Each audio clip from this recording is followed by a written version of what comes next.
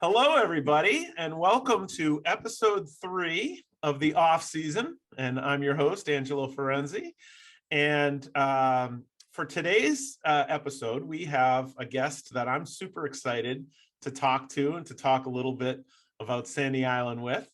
You may not know him by name if you're not from his week. Or you're not one of our preseason volunteers, because those are the times when you catch them. Mark Hamilton is here, and he is a big preseason volunteer and a big camper at Sandy Island. But the thing that virtually everyone who's been on the island for the last, I gotta say, we're pushing a decade now, for the past decade or so, people have slowly noticed each year a little bit of improvement of paths to the island, to the various cabins. Anywhere there was a swampy entry to a cabin, slowly but surely those swampy entries have been turned into beautiful pathways. And all of that has been taking place under the name of the Happy Feet Project.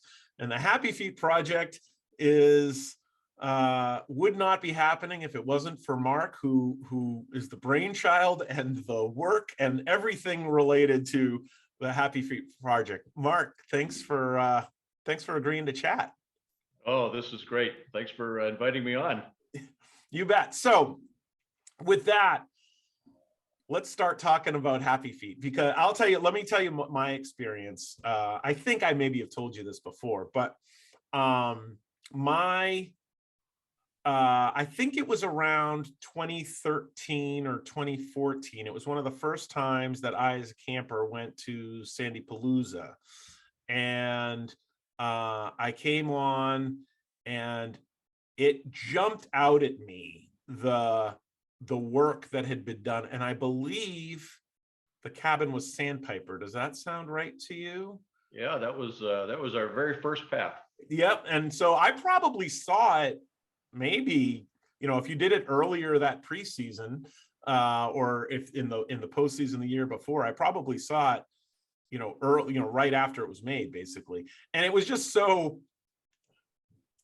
was like, man, look at this. Somebody did it right with the stones along the sides, and you could just tell it was a well-built path that wasn't going to turn into a muddy slop like so many other places on the island do. So tell us a little bit about what brought you to pour your love into Sandy Island this way.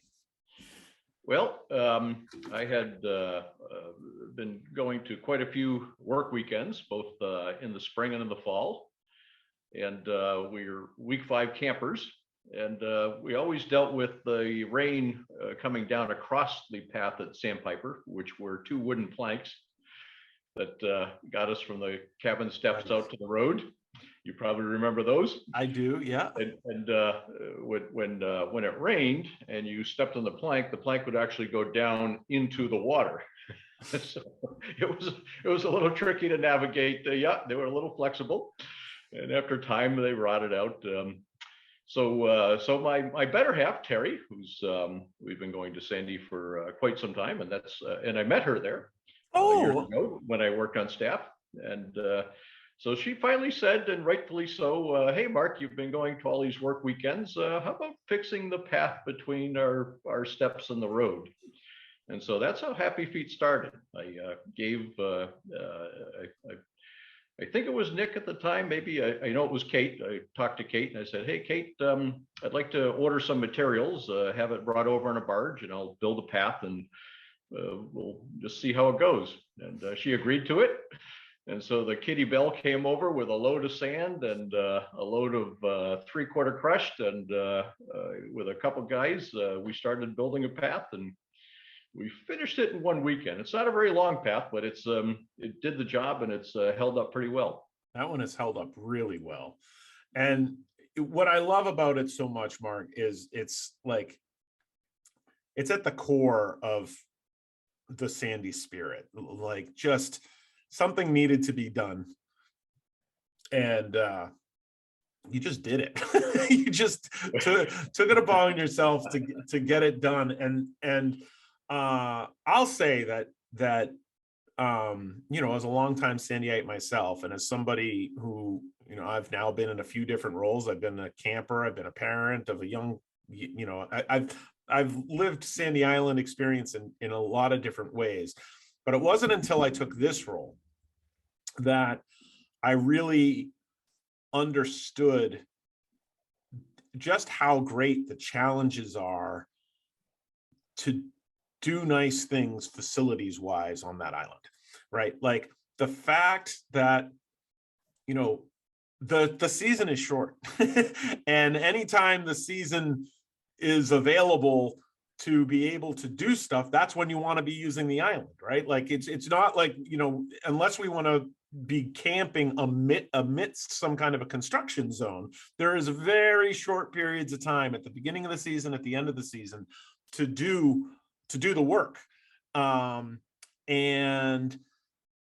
then layer on top of that the fact that opening and closing the island each year is such a massive, it's way bigger of an issue than I ever gave it credit for until I took this role. But the fact that all the water lines run above ground and therefore need to be fully winterized, drained completely and winterized, or else all those water lines are going to burst. And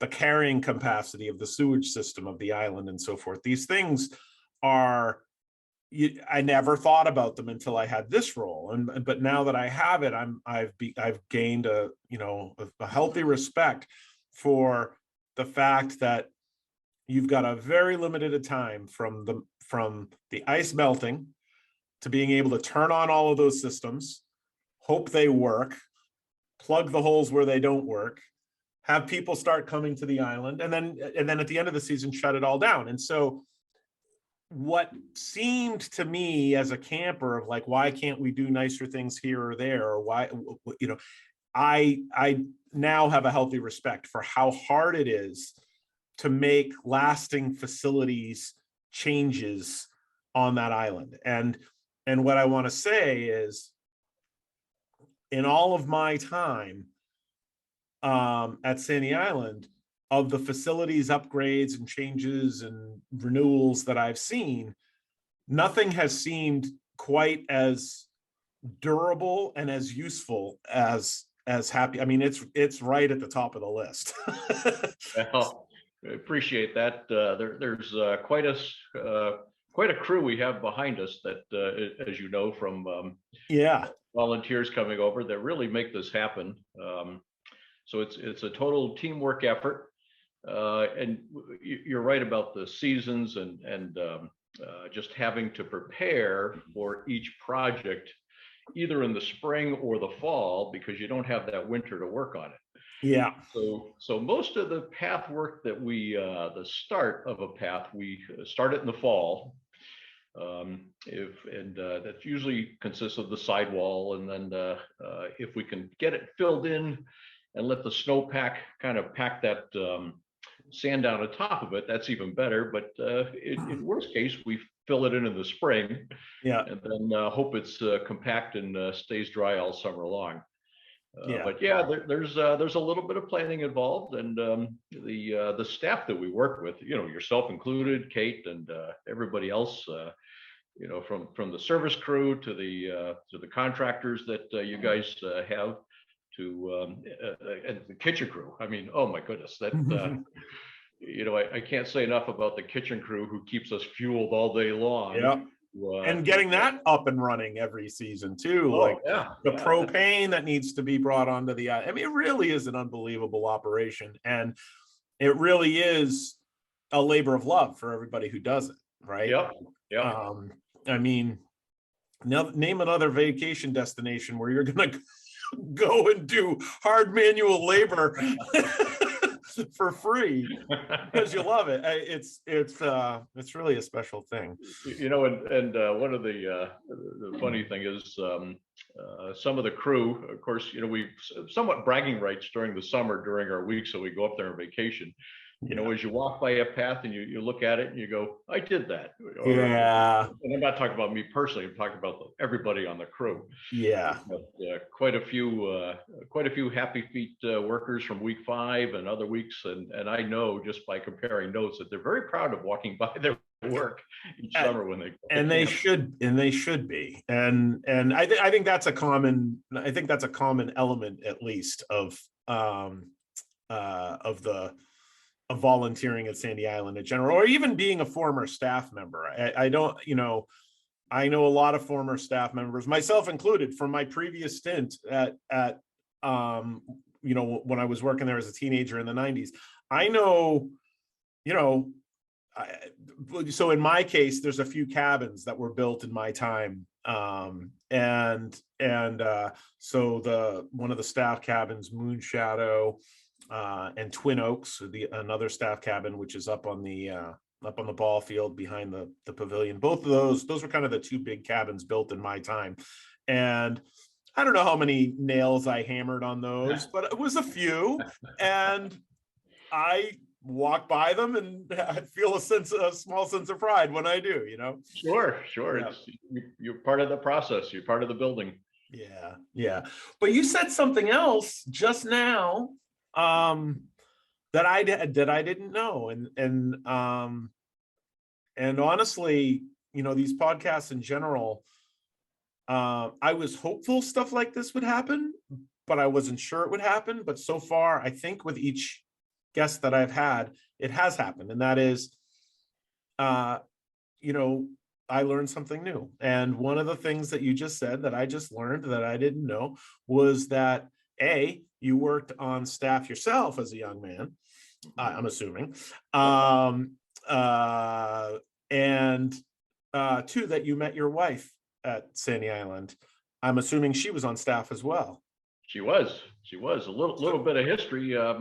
My grandfather and his brother were back on Sandy, mostly as workers. There wasn't a lot of vacation per se back then. There was a lot of tree clearing, a lot of building back in the 20s. Wow. And my father worked in the kitchen in the early 50s. Wow. My mom worked in the store. They were both from Hyde Park. They didn't meet each other up at Sandy, but that's where things started happening. So funny how that works up there. Yeah. Something. Yeah, but it's we'll go there yet. Yeah, so a little bit of history there with my grandfather, my parents, and then Terry and I met up there. I worked in the kitchen with Don Migliaro. You did? I did, for 6 years. 6 years in the kitchen with Donnie? 6 years, yep. Can I ask when that was, Mark? Yeah, that was 73 through 78. 73 through 78. Okay. Yeah. And I met Donnie was there that whole time? Donnie was there that whole time. Wow. I met my wife, Terry, my better half, for almost just about 43 years now. Up there, she stayed in the craft shop her first year, and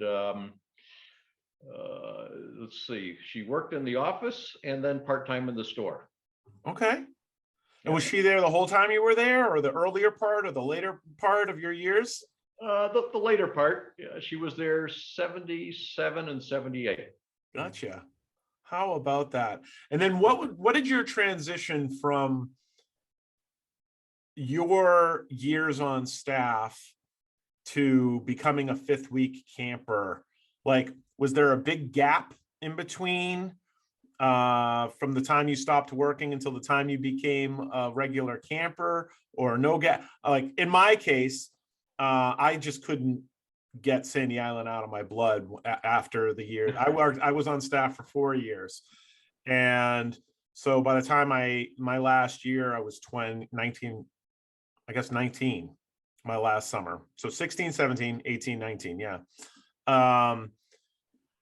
Wasn't ready at age 20 to be, a full week camper or something. But so Labor Day weekends were my return to the island annually in my 20s. And that went on for quite some time. And then, and I think you may know, I'm not sure if you know or not, but I too met my late wife at Sandy Island. Yeah. And then we started going after we got married, and we were in our 30s at that point. But what was it like for you? Was there a gap and then you returned, or what was your Yeah. history like there? Yeah, there was a gap. My family had years ago gone up week 4 and then switched to week 5. So as a family, we were up there quite a bit week 5, and our family sponsored Sandpiper. Oh, okay. Yeah, then of course working on staff, you're there all summer, and then just once you leave staff, you're always hoping to get back there somehow. Yeah. Whether it's volunteering on work weekends or bringing your family back. And we had such a great experience as a family up there for many years that I couldn't wait to bring my family back. So after Terry and I left staff, and we got married, and let's see, moved out to California for a little while, and that was a little hard because we were so far away from Sandy. Yeah. And so part of the reason for moving back was just to be back into the Sandy scene again. And so I packed up where I worked out there, and sent her and my first son back on a plane, and I drove back the little family belongings we had, landed back in Bedford, New Hampshire, and started going to Sandy ever since week 5. When was that? When was that, Mark? Let's see, that would have been probably 86, maybe, that we started going back there again. Maybe 85. I think my oldest son might have been a couple of years old, so he was born in 83. Okay. Yeah. Now we had that little gap in there. Yeah, but going pretty consistently since the mid 80s. Oh yeah. Yep. And always week 5. Always week 5. Yep. And what about when you were prior to being on staff, when you went with your family, was that also week 5? That was also week 5. Yep. Okay. Yeah. So it was kind of a tradition in our family that we went up week 5. It used to be years ago we went up week 4 and week 5, and then we switched to just week 5. Gotcha. Okay. So that you are a solid hardcore week 5 person then. When I went with my family, as a child, prior to my teenage stint on staff, I was a week 1. My family was week 1. And I always considered myself a week 1 person. And then in the return, when I got married, when Cassie and I got married and we went back, so many of our staff friends from the years we had been on staff had congregated around week 3. We switched to week 3. And so again, and then taking this role this year and now being up there all summer again, it's interesting, which families have persisted from week 1 all the way back to when I was the kid. It's a funny thing. So let me ask you, so with so much, Sandy's in your blood. What's your favorite Sandy Island pastime, Mark? Like, apart from building the paths for us, like when you're there week 5, are you a sailing guy? Are you a tennis guy? Are you a craft shop person? Are you what's your Sandy Island? I would say a little tennis. When I was more fit, I played a lot of softball. Okay. Then I realized just about every Sunday that I played softball, I spend the rest of the week with a little injury of some kind. I'll say that is another kind of learning experience for me in this job. This is a warning to all us middle-aged folks. The softball game is a source of so many injuries on that island. I didn't have a full appreciation for that as well. But I mean, you think about it, people who haven't done much running or certainly not sprinting or anything like that all year long, and then you get up there and the passions run hot around the softball Right. game. Oh yeah. Yep. You And that's know, what makes it and so much so fun. I mean, I know if I find myself running to first base this summer, it'll be the first time I do it since last summer. You know. Yeah. Weekend warriors tend to get Yeah. into Oh it more than man. anybody else. Yeah. Yeah. But But sorry, go no, ahead. I would still play if I didn't think I would get hurt or have that chance. And now that my grandson goes up there with us week 5, Yeah. that's where I get my running around, and it's hard Wow. to keep up with him with a full hamstring or Yeah. twisted knee or something. Gotcha. So okay, so tennis, a little bit of softball. What else? What else?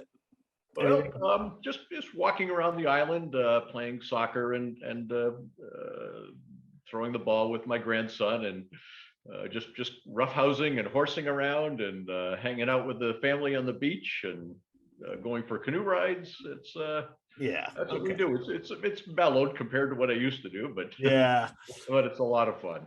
What about evening program? Is anything is there one of the evening program event, like whether dance or talent show or whatever, is there something that's your favorite?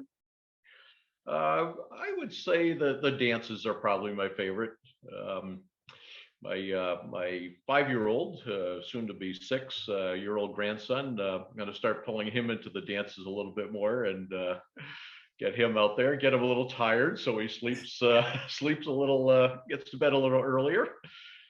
But yeah, that's the dances are a lot of fun. Fun to talk to people, fun to watch, fun to jump in once in a while and Yeah. work off those great dinners. Yeah. Okay, now I'm going to ask you one that's maybe a little bit controversial, Mark.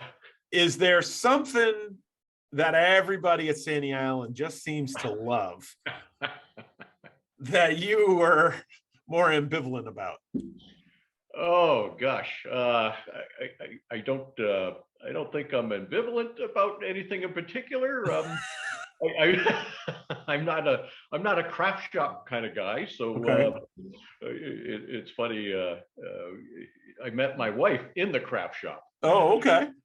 so there's a little bit of connection there with the craft shop being near and dear to my heart.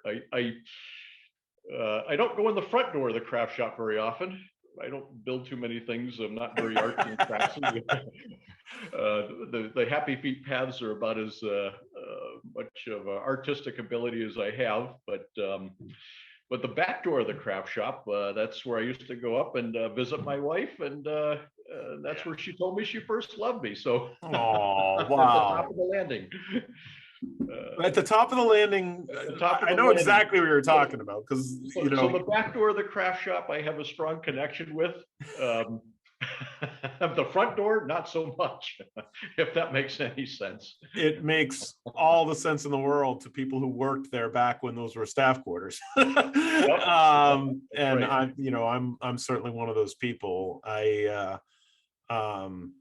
So when I was a teenager on staff, basically none of the cabins on the ball field existed. Right. As I say, I was there when we built Twin Oaks. But prior to that, all of the staff housing was that which was above the dining hall, above the shop, and above the craft shop. Yep. And it was above the dining hall south side for males, above the dining hall, north side for females, then craft shop females, shop males. And generally speaking, it was considered back then like the shop and the craft shop were for the slightly more, people who were returning staff as opposed to new staff. But somehow I got into the shop my very first summer. And I don't know what the scenario was, but so living in the shop and from there you would look at the back stairs of the craft shop back then somewhat longingly. That's funny. I know where you're talking about there. Yeah. Yeah. What about, so if you were there in the 70s, the shop had already been constructed at that point. Oh yeah, yep. Because I The think that was service in the crew, 60s, late 60s that it got built. yeah, yep. Service crew stayed in the shop. Kitchen crew stayed above the kitchen. Oh, Uh, that's how it was. Okay. that's how it was. Yep. There was even one year when the kitchen crew stayed in Weehoos.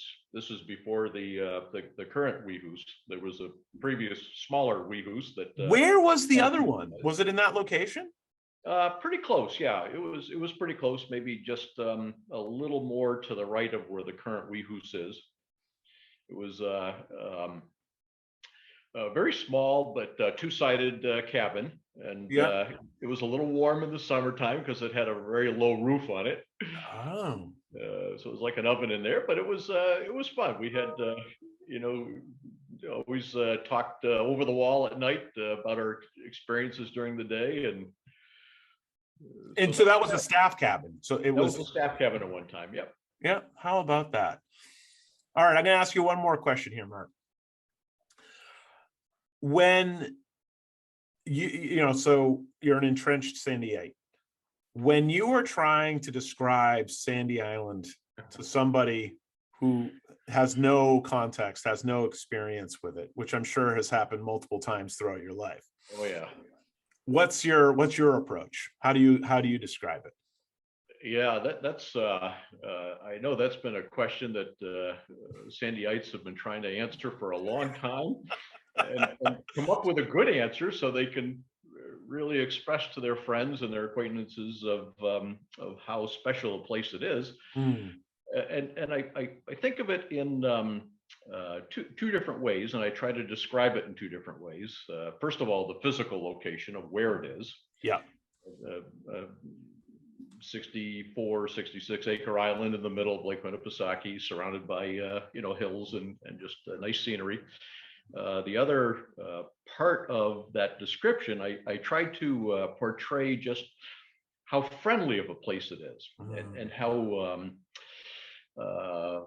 family spirited the place is, and that the fact that you're all on the island together, which has a kind of a built-in camaraderie that you don't get on the street on the mainland.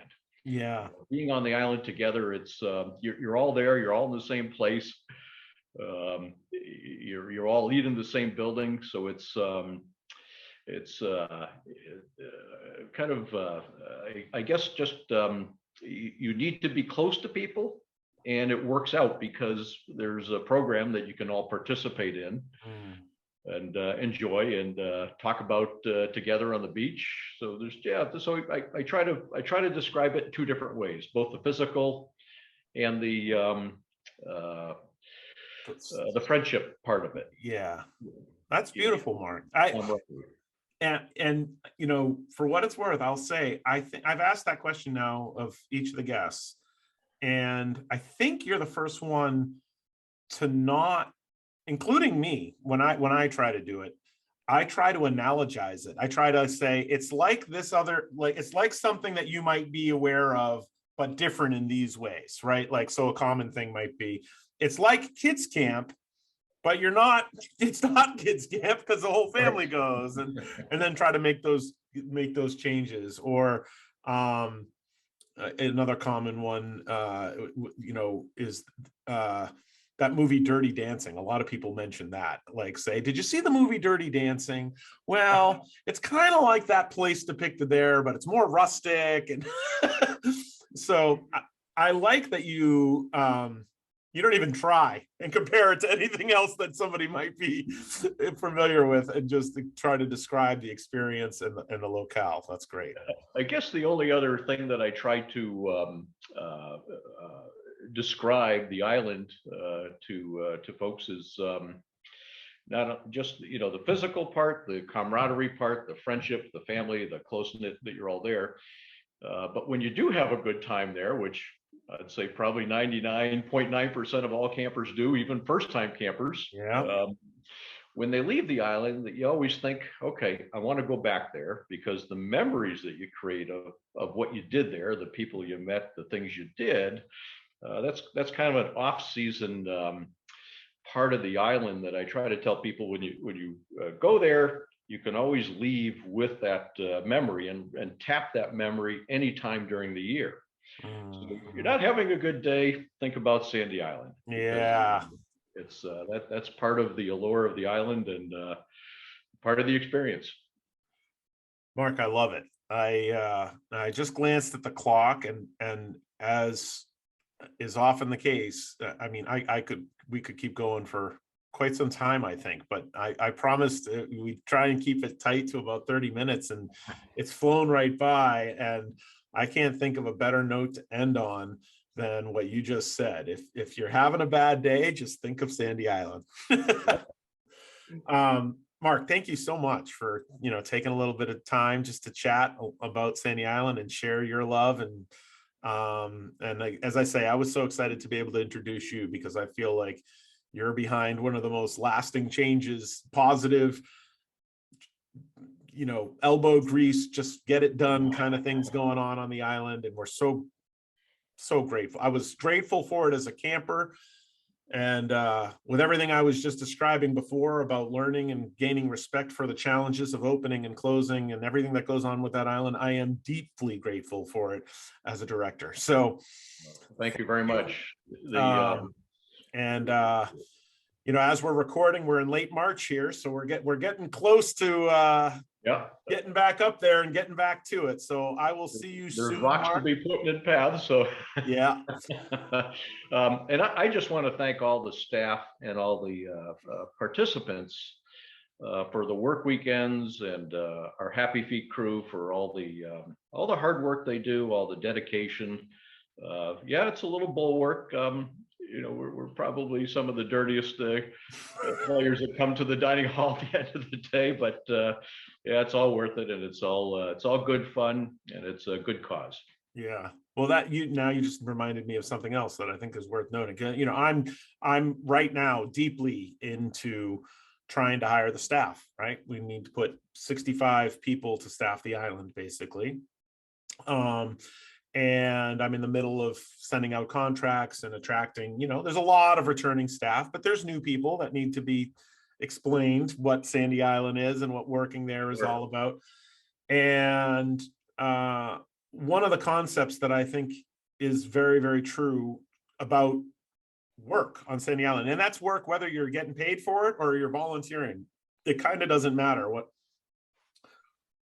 it genuinely truly is, that situation of the more you put into it, the more you get out of it. It seems like the harder you work, the sweatier and dirtier you are at the end of the day, the better that emotional afterglow is that you get to carry into the rest of the year for you. Sure. It's rewarding. I have to tell you, it is very rewarding. That's great.